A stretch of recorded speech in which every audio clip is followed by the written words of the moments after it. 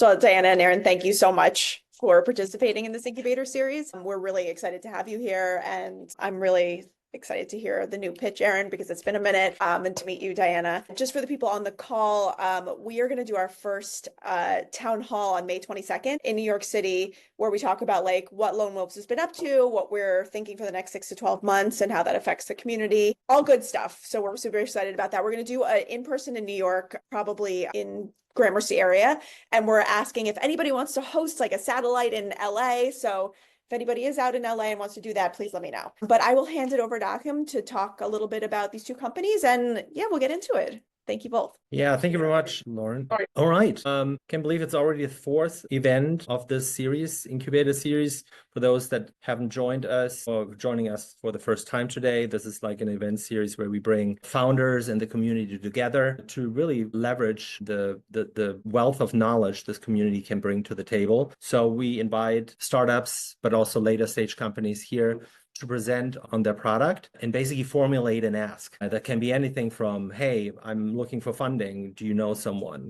Feedback on the product overall, maybe client leads, etc. So how this is structured is now like today, we are very, very excited to have Aaron and Diana here, two female founders, which is not very common, unfortunately, and who will present today. The structure from a process standpoint is like 10 minutes presentation, 5-minute Q&A. We asked the founders in the beginning of their pitch to formulate some sort of ask for the community that then can be discussed in the Q&A. And with that, I'm going to hand it over to Aaron from Softside. Hey, yeah, thanks everyone for having me, and thanks for listening to both Diana and I. I have a quick intro and then I'll get into my ask. So hi everyone, I'm Erin. Thanks so much for tuning in today. I'm co-founder of Softside.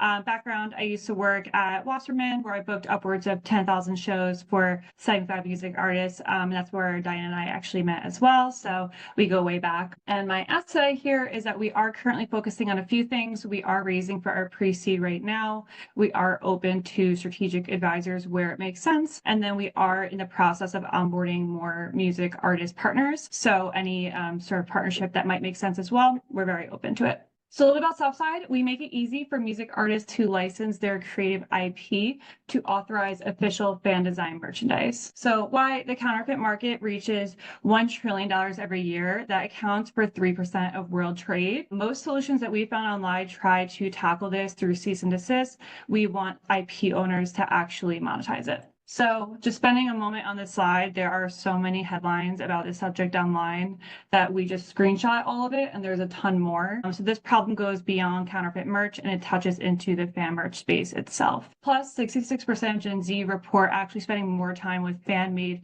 material online compared to the original. So that goes beyond products and into social media engagement and digital platforms. So here are just a few examples that we've pulled. There's one specific fan shop that I just zoomed in on, although there are thousands online that we have tracked. This is Press Paper Shop. She currently has 30,000 units sold in her Etsy shop alone. It's all inspired by Harry Styles, Taylor Swift, major pop stars, and we've projected that she hit about 2 million sales. Sorry if you hear a siren behind me. I'm located in New York. And so Etsy right now has reported they took down more than 1 million listings in 2023 alone. And that's all due to licensing issues. So there is a major demand for fan merch, but there's not a correct channel for this to be taking place properly. So we leverage licensing solutions to actually allow the co-creation to happen, deepen the fan engagement, and unlock that untapped revenue. Here are 3 focuses that we zoomed in on for this presentation. We have product builder tools where users can access licensed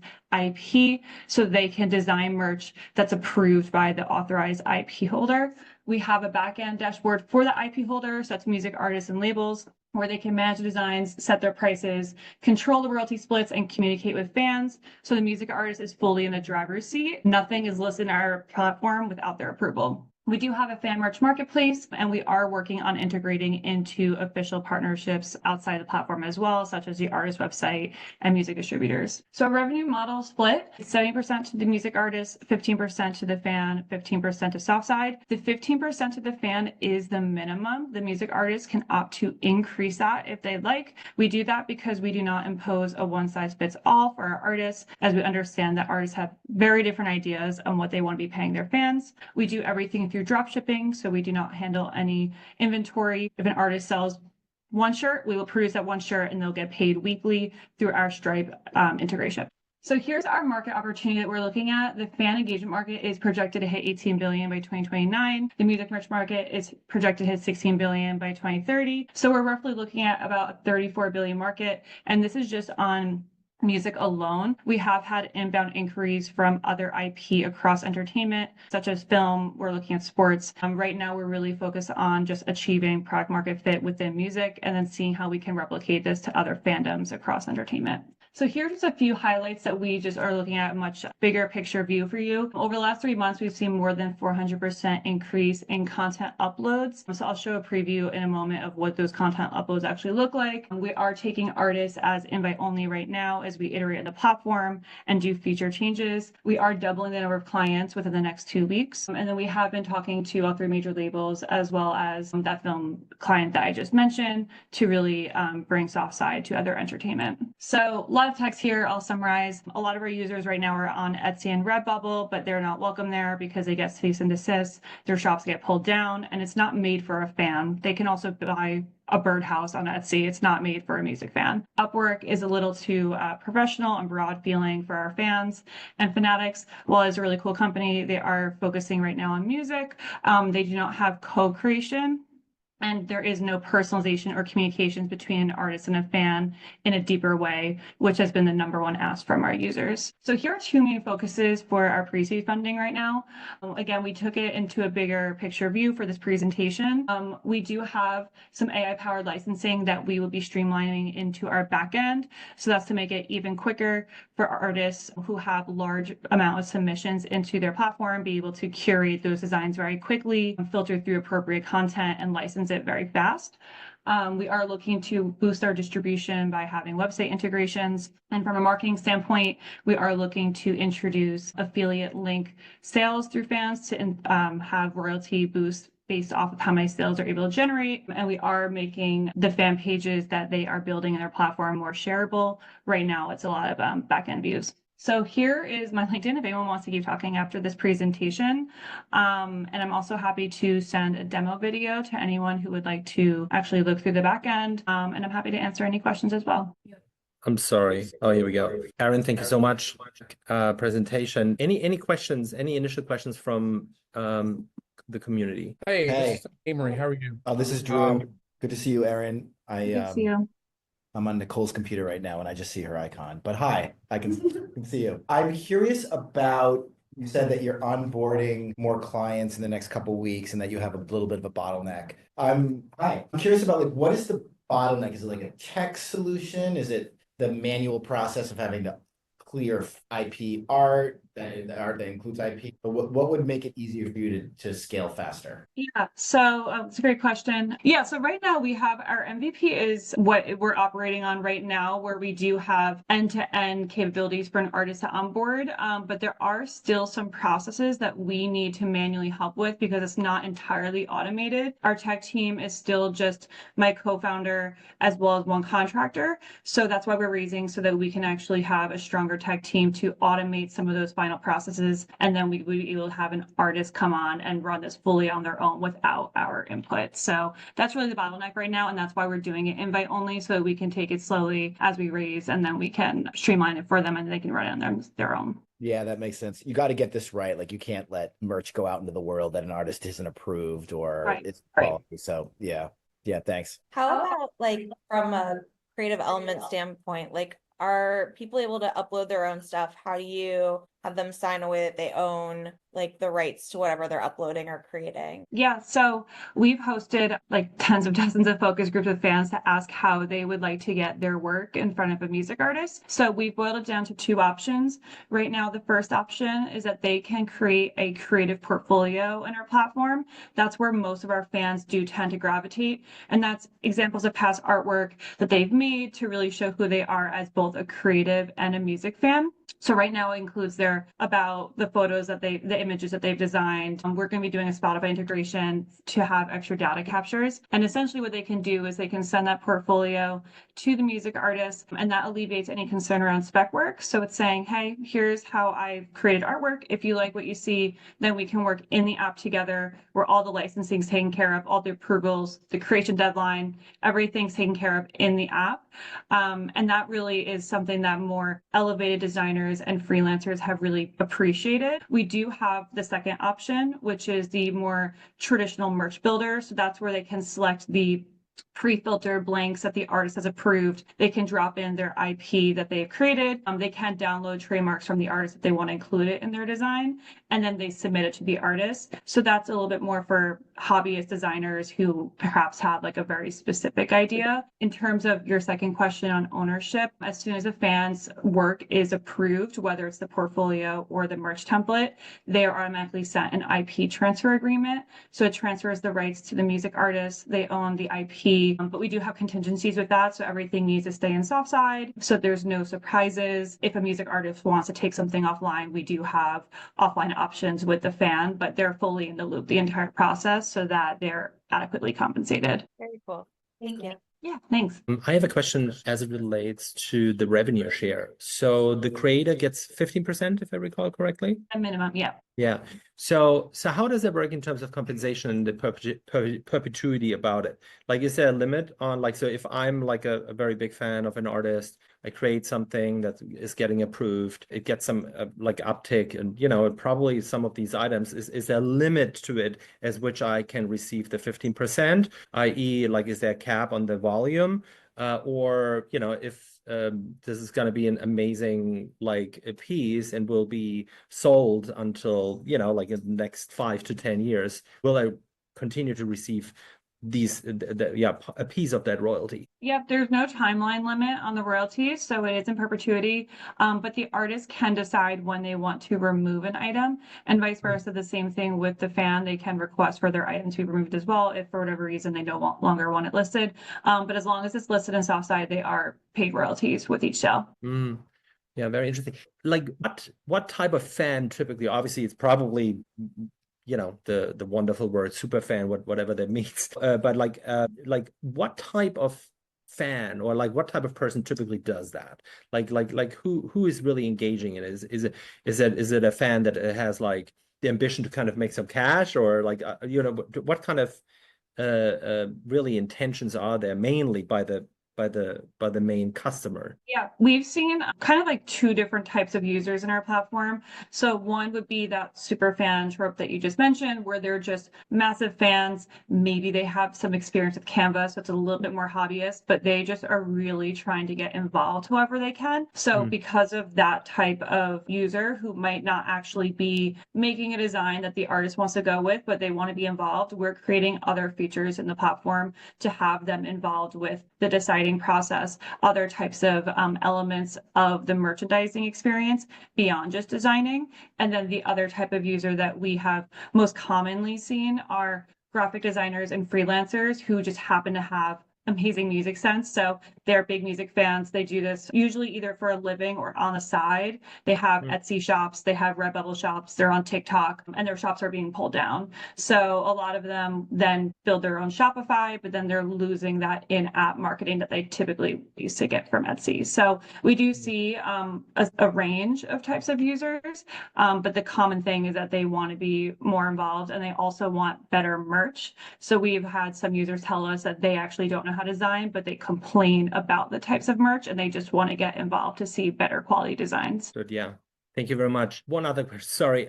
In terms of the pre-seed, because you're looking for pre-seed, right? Like, how much are you currently raising? Raising 1.25, and that's to take us over the next 18 to 20 months. Right. So we're raising a larger pre-seed right now to accelerate our tech plans. You know, with all the tariffs and everything that are going on, are the profit margins are somewhat hopefully temporary then affected? So we don't have any sourcing from China. And so right now we're not affected by those tariffs. Our production is handled, our blank production specifically is handled in a few different locations, such as we have Pakistan, Bangladesh, Nicaragua. We have a lot of countries that handle the blank production.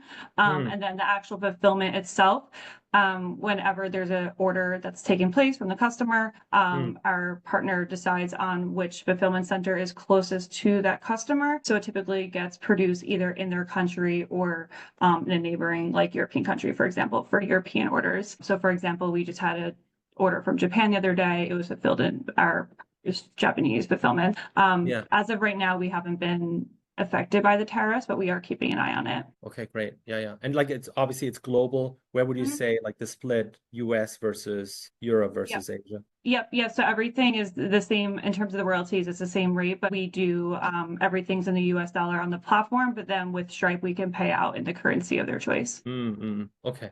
And the biggest traction, I suppose, like from a demand perspective, is US. Actually, I mean, mostly yes, but we have been seeing quite a lot of European and Asian users joining these last few weeks. For example, with our partnership with Nuclear Blast Records, they're really strong in Europe. So we've been seeing a lot of Europe and Eastern European countries joining. So the US is the main market, but we do, proudly say that we have a pretty international user base. Amazing. Very, very cool. Any other questions? Yeah. Yes. So I'm going to check the chat. Okay. Yes. So Alexa, one question here. Is it possible to share this deck with the community? Yep, I'm happy to share the deck outwards. And Latin America, we have seen, I think every continent so far we've seen users joining. So we've been asked about artists from their countries, which has been pretty interesting too, since we primarily used to focus on just bigger American artists, but there has been a local artist request too. And I think that really stems into what I was just talking about before of, super fans, so to speak, wanting to just see their favorite artists on this platform. Great. Any other questions? Did you talk about your new partnership that you just launched this week, Erin, with Capitol Hill? Yeah. Well, thanks, Diana. Yeah, we just launched our first festival partnership this week. So it is for the festival as an entity and as a brand itself. So it's not in partnership with any of the specific artists, but it is an opportunity for fans to be able to create merch for the festival. And so right now it's all online D2C. We're discussing any potential options that we could have in person as well at the festival. But this again aligns with what I was talking about earlier of we do see that there is a space for fandoms that go beyond just a music artist. People in Seattle have been going to Capitol Hill for more than 30 years. So we're really excited to have them on board, and that just got announced this week. Can I just ask one question about the partnership? How do you typically structure them? Like just keeping in mind, maybe there are other partnerships on the horizon. So if we were to speak to other people, how are they typically structured? In terms of what? Sure. Yeah. Like so economically, like they are basically providing the access to the talent and then Yep. Yeah. So it's free to join Softside. So our partners have really liked that there are no upfront costs for them, which is typically a pain point. No minimum orders, no costs. We are planning to introduce a subscription model after fundraising when we are able to develop certain features that we can put a paywall in front of. But as of right now, the structure is they join, they're able to decide on which trademarks and IP that they want to license. So for Capitol Hill, they have logos, as well as just certain branding guidelines that they're providing. And then we help curate that experience with them. So they are able to fully decide on their submissions in their back end, but we also support that process with them. And then they have full executive control over the final blanks and mock-ups, the timelines, and we just help guide that process as well as help with digital marketing in the process. Fantastic. Yeah, Great. Thank you. Yeah, thank you so much. I have a question. Yes. Hi. What is your pricing strategy? What do you expect revenue? Like how are you structuring pricing, and then what do you expect to get in revenue in this next 18 months? Yeah. So our pricing, we do have minimum prices, and that's just to not have a $10 t-shirt in the platform. So right now we have it where the artist can mark it up as much as they want. But like t-shirts, for example, there's a minimum of $30. We find that $35 is typically right around where they listed at. Sweatshirts are $55 and so forth. So right now we just provide the boundaries for our partners. And then in terms of revenue, we do view it in different tiers depending on the size of the artist. So for an example, one of our emerging artists that we worked with, she sold more than 200 units in just a 30-day sales window. And that's 75% of the annual target that we would have for emerging artists. So right now, our personal metrics is that we would like to see an emerging artist sell 280 units per year with us on our average order value, which is $55, in order to hit about $1 million AR. So to have an emerging artist hit 75% of that in 1 month is something that we're really excited about. So we do see that there's a really big range in the potential, and it really just depends on the depth of their fandom and how they react to a campaign like this. Got it. It's great. Thank you. Thank you very much. Shifting Thank you, gears everyone. to Diana from RealCount. Very excited to have you here to hear the Thank pitch. you. I am Diana, a co-founder and CEO of RealCount, and thank you all so much for inviting me here today. A couple of questions for you all, and I'm going to start with my ask, but then I'm going to ask you as the audience a couple of questions, so just be prepared. So our Lone Wolves ask for today, we are not currently raising capital, so we won't be, it's really not an investor pitch at this moment, but we are always looking for strategic partners when it comes to ingesting data around live music, marketing, or we're also looking for new customer leads. So if you happen to have anybody in mind as you're learning about RealCount who might benefit from it, please feel free to send them our way or vice versa. So my question to all of you that I would love a few answers for, at least, who in the audience would maybe classify themselves as a bit of a data nerd? Anybody? Okay. Yeah, a few. All right. So who works maybe tangentially to the live entertainment side of the industry? A few people tangentially. Yeah, I hope. Now, my biggest question of all is, what is the most important data in the live music industry? Anybody? Ticket counts. Let's go, Aaron. Yeah. So it's tickets. It's tickets sold. Why is this? This is how the entire live side of the music industry generates their revenue. Everybody is working off of a cut of the ticket sales, from artists to booking agencies to promoters to venues and other external stakeholders, which happen to make up a lot of our customer base. And how are ticket sales collected? Through a process known as ticket counts. This is basically collecting data from where a fan buys a ticket, whether it's a primary, pre-sale, VIP, or the secondary market. For most of the industry, surprise, surprise, this data is actually collected by hand. Now, why is this? Because contrary to the news that we read, or contrary to the market share at the stadium or arena level, there are actually a lot of ticketing companies out there. We only hear about a handful, but there's really a lot at the end of the day. So much so that, live teams and bookings spend about $4 million every week in manual data collection across the industry to send reports that are usually a static PDF or a Google sheet, and they had to update them manually as well. Now, this is where I like to share the inspiration of RealCount. So I used to do this job back in college. I was on the promoter side, sending ticket counts to artists and agent teams. And then on the agency side, I collected ticket counts on behalf of artists. I know my good friend Aaron here also knows the ticket count collection game almost too well, I think. And then later, as the data director at my former agency, ticket counts were the most valuable proprietary data that we had in terms of market forecasting and trends and immediate use to artists and their teams. There was a reason why it was so important to collect up to 3 or 4 times a week. So what we have here,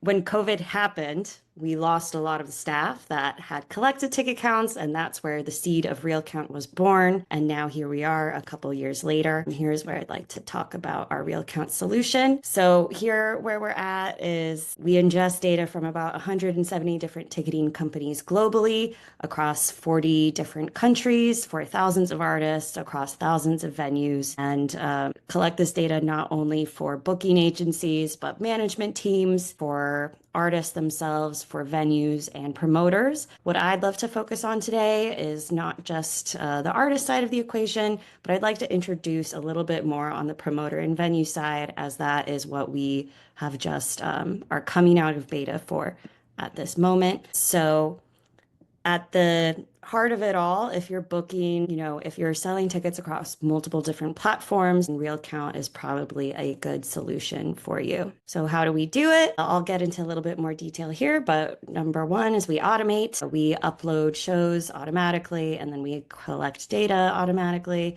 We provide access across all event stakeholders where everybody's looking at the same KPIs and same AP information. We also allow teams to act much more swiftly than they would if waiting for a PDF to be sent on a Friday evening. And we provide an environment within which folks can analyze their performances and market trends. Our technology solution, there's a reason why ticket counts haven't been automated. A lot of people are surprised that this is still a problem, but it very much is. It's because it's very difficult. There are a lot of ticketing companies out there. 170, we're only really tracking a large portion of the market, but still just a fraction of the ticketing companies that are available. So our solution is really meeting data where it's at. We started out with no API connections and really just thinking where the bulk of this information is being sent. And that was in email addresses. So we came up with a very, sort of scrappy solution to ingest this data with minimal interference. As much as we ingest data, we also send it where it needs to go. So we'll meet data where it's at, and then we'll aggregate it on our end. And we have partners across marketing companies, booking software systems, and we have a lot of different sort of self-reporting options. But ultimately, at the end of the day, what we provide is a centralized data source, centralized insights across both the promoter, venue, artist, and other stakeholder level. What we have as our product is our dashboard. We have our events in the dashboard. You have your artists in the dashboard, and you can track the venues that they play combined with data and primarily what I have for you all. I was going to hop into the platform a little bit and showcase a little bit of what it looks like, but I seem to have run out of time. So I'll pause here. Hey, Diana, did you say there was 170 ticketing companies? That we ingest data from? Yes, globally. There's more than that. Wow. And how many have real scale and do measurable business, do you think? They all do some measure of business, and I know that because we're tracking it, but a lot of them are operating on a more independent level and smaller clubs. A lot of them are startups trying to break into the space. We actually work with the startups quite often to set up exactly what their reporting systems are and let them know what different teams need. Definitely, we have a few of the big names that really take up a lot of the system, but there's new companies happening every week. No idea. You definitely hear about the Ticketmaster, Axis, AEG cartels, and Dice, of course, and Ticket or whatever, some of the startups, but I had no idea there were that many working in the space. Yeah, well, I mean, I saw this event was ticketed on TicketTailor, which we actually have a lot of TicketTailor. Wow. Yeah, not someone I was familiar with before we started this. I love them. Yeah, but it's a good platform and a good service. So. Absolutely. And this is fascinating. I think on one of your first slides says lost data. What is typically on the secondary, it says secondary and then lost information. What is typically the info? Because as with a lot of data overall, right? It's aggregation is one piece of it, but also cleaning it, because sometimes data can be, depending on who puts it in and where you're getting it from, can be very confusing. How do you address this? So when you receive the information, how do you clean the data? How do you put it into categories and make sure that what you display here abides to the standard that you're putting out? Well, data ingestion is our entire business. So we made sure that we were really good at it and have only gotten better and better and better as time goes on, and have only really strengthened our relationships with ticketing companies, a good reputation throughout the industry, and building it, block by block. But yes, it's a lot of careful machine learning setup, a lot of careful planning, and it's really about getting scrappy where this information can come from. A lot of ticketing companies don't have an API built out yet because they have a lot of tech debt. So it's really about, meeting with those teams and creating solutions wherever they might be. Right. Are you so the artists in a way and the artist teams are your main customer, you would say? So we have a lot of booking agencies and artist teams and managers, and we have a growing base of promoters and venue operators across, not only the United States, but the way that ticket sales operate in other markets also. Like for example, the UK is an allocation ticketing market. That means for any given event, there can be, anywhere from 1 to 10 primary ticket sellers for an event. And they'll give 50 to Dice, 100 to C tickets, 200 to Ticketmaster. And that means in order for a promoter to know how many tickets are sold, somebody on their end is calculating all of these metrics and then sending them on to the agency team. So we have a lot of different variables of users, but it's really anybody who has to track ticket sales across multiple venues. Are you also working with other data licensors? So let's say Luminate, for example, who aggregates a lot of data from a lot of different sources, right? I could see them finding this extremely interesting because it kind of, they might look at other issues that are not necessarily ticket related, but at a wider angle, an investor might be wanting a good sense of the market, right? And of a specific artist, and also want then information about how much, on top of all the consumption that's happening, how much ticket sales are there in order to get a real good sense for whether it makes sense to invest, for example, in a music catalog, right? So how is, do you get a lot of traction there as well as a customer to you? Not quite yet. I do have an existing relationship with Luminate. Just saw a couple of them last week, but right now, actually, we do have a strategic investment and partnership from Chartmetric, another very popular music data aggregator. We pull a lot of their data into our platform, and a long-term scenario here is for us to be able to publish our sales data into theirs, and then beyond that, we also have relationships with data aggregators more focused on the live space, like Jambase, Bands in Town, and a couple of others. That was our new view that just tells you how much money you're making for every show, and if you're going to hit your proposed metrics, if you're going to break even or not, or hit your bonus or hit your versus deal. Absolutely. What's the business model in the sense of like the product? If I'm an individual artist and I just want to track this for my next tour, how do you price this versus like a booker, like a booking agency that represents maybe multiple artists? Yeah, so for artists, we make it pretty affordable. We want more of them on the platform than less, especially newer artists, emerging artists. We have like a free plan for up to 6 months. And then after that, it's a very affordable price because we want to help them build up their hard ticket touring history so that they can take that data and put their best foot forward for relationships with booking agents or talent buyers. But beyond that, for promoters, agencies, management companies, we're looking at an annual ballpark estimate of performances that are tracking that year. For some people, 100 shows is like a huge amount. For others, it's closer to 30,000. So it's really looking at that annual volume of performances to get a gauge on what the best pricing structure would be for them. Yeah,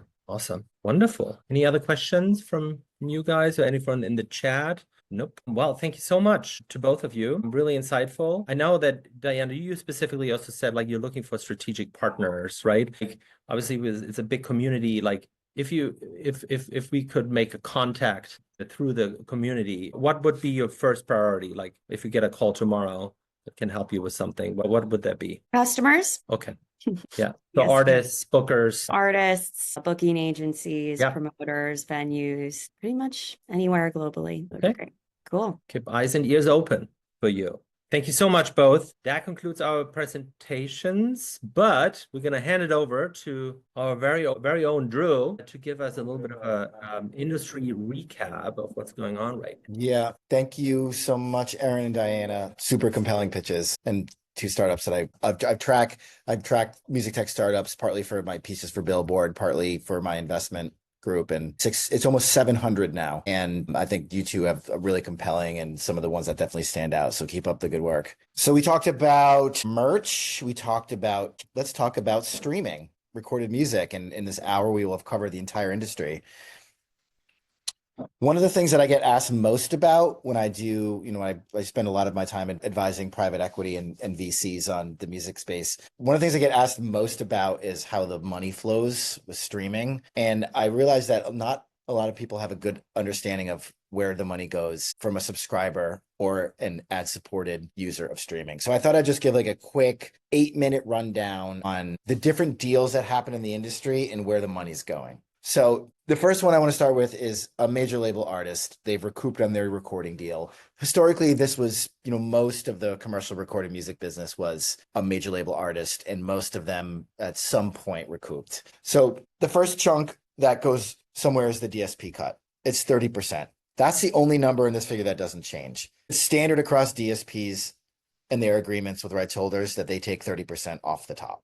The next chunk after that goes to the label. They typically take 45% for themselves. They actually collect usually about 55%, and then they pay the artist portion from what they take. And those numbers can really depend on the private agreements between artists and labels. Part that's left over, about 15%, that's the part that goes to the writer share or the publishers. So if you're signed to a major label, you most likely have a publishing deal with somebody. The writers on the track and the publishing company on the track will split it 50-50, and then the PRO usually takes about 1% for their overhead after all is said and done. So that's pretty standard for artists on a recoup deal. Now, if you haven't recouped and you're signed to a major label, which unfortunately is a situation that a lot of historical artists are cut in on, then you're not making anything as the artist.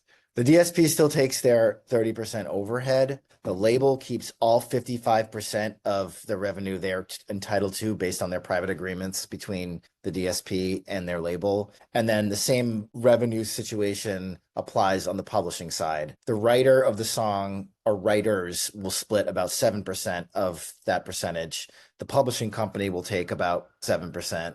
And then ASCAP, BMI, if you're an American songwriter, or one of the international PROs will take about 1% for their overhead. The independent community works pretty differently. And I should also say that there's a lot of major label artists who are on these kinds of deals now. When I had my first A&R job at Warner's in 2010-ish, I was doing mostly royalty deals. My last A&R job at Sony 2 years ago, we were doing all different kinds of deals that look like this. These are called indie label deals. They're also called profit splits or 50-50 deals. This is a lot more equitable for the artist.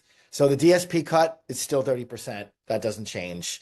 As far as what's taken is the artist and the label will split 50-50 once they're recouped. So they are both in have the same equity in the project. In this case, there's a distributor in the mix. That's not the case with major labels because major labels act as their own distributors.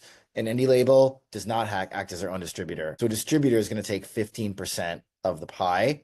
And then the publishing writer share, same. It's 15% typically of this goes to the writing publishing side, which is split 50-50 between the writers on a track, the publishing company, and still a PRO takes 1% overhead. And then the last one I want to talk about is how most of the artists in the world are on this kind of situation. Only about 1% or less of artists who are making music and releasing it to DSPs are actually signed to a label. There are tens of millions of artists who are making music on their own and then uploading it through TuneCore, DistroKid, or United Masters. And in this case, it's a lot simpler. The DSP still takes their 30% cut of whatever it is. In this case, the artist who acts as their own label, they retain the master rights. They're going to take 55% of it. They're usually also the writer on the track or writers. It's usually the same person who recorded it. So as the writer, they're going to take 14%.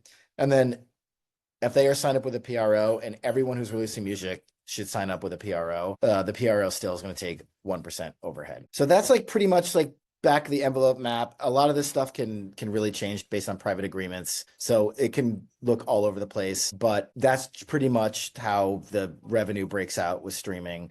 It matters. Streaming is now, 78% of the recorded music business. So that is like how the money flows. And I think it's really important for everyone to understand that because, this is like something that's really governing the livelihoods of most musicians. So if anyone wants to see this again, I'm gonna make a post or release an article about this. I'm not sure if it's gonna be in Billboard or on a Substack or something, but I'll have this information available if anyone wants to see it and get into it more. Yeah, thank you very much. Just one question on this. The different graphs, if you were to say from a volume perspective, I mean, you said like the last graph is like the situation for most artists out there, right? Because they're not signed to a big label. How do you see the shift happening from the first graph to the second, i.e., like traditionally major labels have invested heavily in projects also over a longer period of time. So, but now since the lifetime value is shrinking because less artists, shorter lifetime in terms of income, how do you see that shift in terms of volume? Does everything go really very vastly towards the distribution so that labels still help with some support in financing a project, but a lot of it is retained more by the artist than in the traditional model? Yeah, I think there's just going to be more profit splits. I don't think that this is going to change much. I mean, as much as artists, you can do everything yourself. You can distribute music. You can be your own person. You can do your own marketing. You can launch your own social channels. It's impossible to scale as an artist without help. And that's what labels do. And that hasn't changed despite all of this disruption. So I think as artists get more popular and have more leverage, they're less likely to sign deals where they can't recoup. And they're more likely to sign deals that might be profit splits. But the labels will not be cut out of this equation anytime soon. And that includes like AI proliferating or the number of independent artists releasing through TuneCore even exploding. That music just isn't listened to by consumers. Nobody wants it. Yeah. Okay, great. Thank you so much. Thank you so much for joining, and we'll keep everybody posted. If there's any, both Aaron and Diana, if there's any information that we could share with the larger community, we're at 420 people on the Slack channel now, that we could share, and any asks around that, because there are people from all different, between music, tech, and entertainment, all different sort of job titles and specialties in there. So if there's things that, like with Diana needing clients, like in those certain fields, we can make those requests and see who could help out, because that's kind of what the community is all about. Thank you for having us and for listening. Thank you so much. Thank you.